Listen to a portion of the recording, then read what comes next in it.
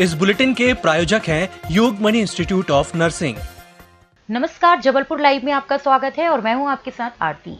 महिला दिवस पर महिला उद्यमियों की संस्थान मावे का 21वां स्थापना दिवस मनाया गया। इस उपलक्ष्य में होटल में कार्यक्रम का आयोजन कर महिला सशक्तिकरण के इस दिन की परंपरागत रूप से सेलिब्रेट किया गया। अध्यक्ष अर्चना भटनागर ने बताया कि अपने 21 वर्ष के इतिहास में मावे ने महिला उद्यमियों को प्रोत्साहन देने के लिए कई कदम उठाए हैं, जैसे उन्हें लोन दिलवाना, प्रशिक्षण देना और उनके उत्पादों को बाजार उपलब्ध करवाना। यही कारण है कि मावे से जुड़ी महिला उद्यमियों ने देश की नहीं बल्कि विदेशों में भी नाम कमाया है। Designs are a blend of tradition, creativity and with her dance and aerobic classes.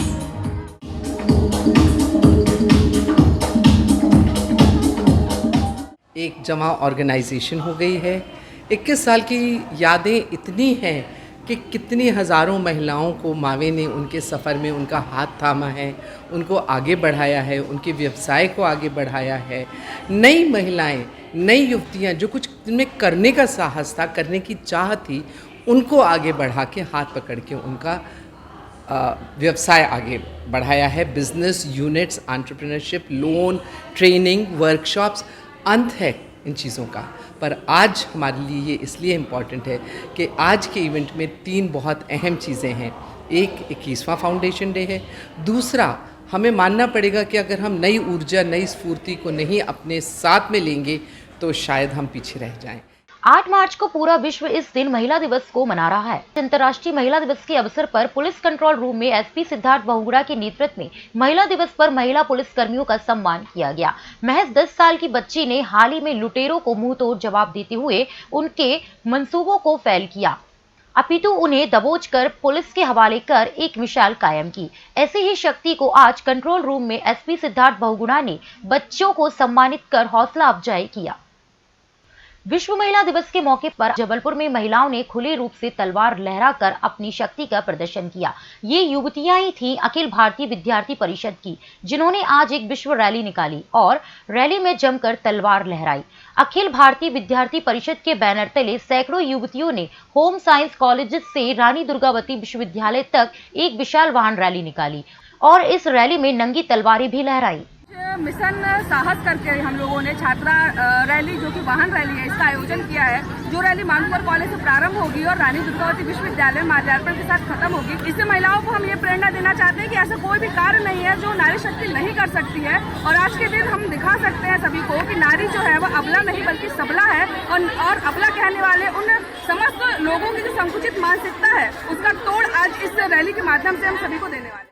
Corona से स्वस्थ होने पर 8 मार्च को 20 व्यक्तियों को डिस्चार्ज किया गया है। वहीं बीते 24 घंटे के दौरान मिली 612 सैंपल की परीक्षण रिपोर्ट के कोरोना के 28 नए मरीज सामने आए हैं। आज डिस्चार्ज हुए 20 व्यक्तियों को मिलाकर जबलपुर में कोरोना संक्रमण से मुक्त होने वाले मरीजों की संख्या 16,416 हो गई है और रिकवरी रेट बढ़कर 97.59% हो गया है।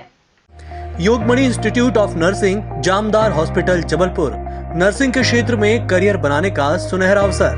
प्रवेश प्रारंभ BSc nursing, post basic BSc nursing, GNM. पता 198/2 Ragwa, ward number 72, Arihant warehouse के पीछे, पाटन बाईपास चौक के पास, जबलपुर। माफियाओं के विरुद्ध चलाए जा रहे अभियान के तहत कलेक्टर कर्मवीर शर्मा के निर्देश पर आज जिला प्रशासन, नगर निगम और पुलिस की संयुक्त कार्रवाई में रांची तहसील के अंतर्गत ग्राम मोहिना में करीब 6000 वर्ग फीट शासकीय भूमि को अतिक्रमण से मुक्त कराया गया।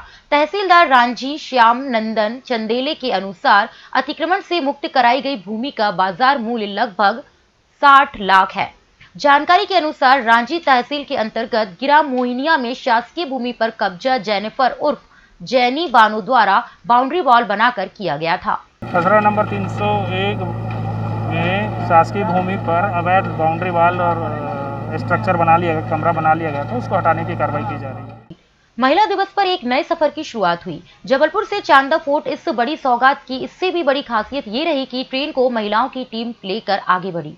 इंजन को रफ्तार देने और टिकट चेकिंग से लेकर एक एक काम की जिम्मेदारी लेडीज स्टाफ के मजबूत कंधों पर थी।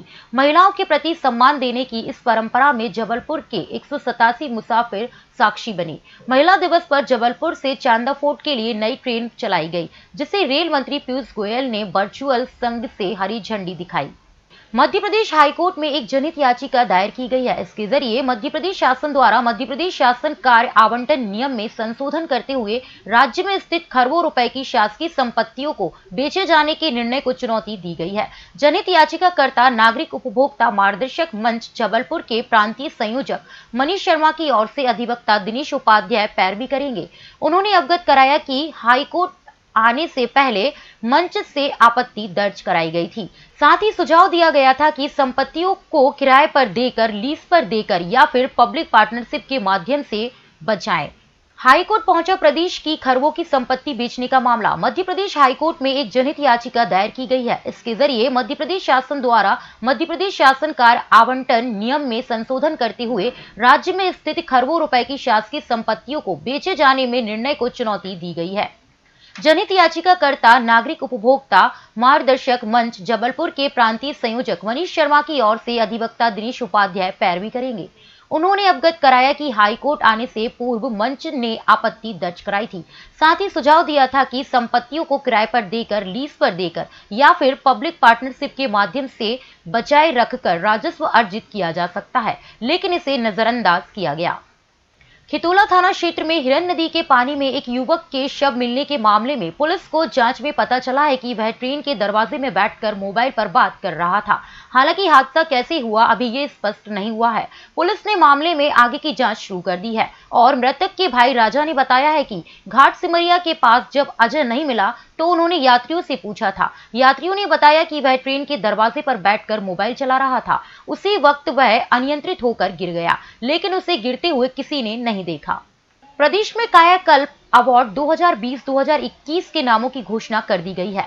जबलपुर के विक्टोरिया जिला अस्पताल ने बाजी मारते हुए पहला स्थान प्राप्त किया है।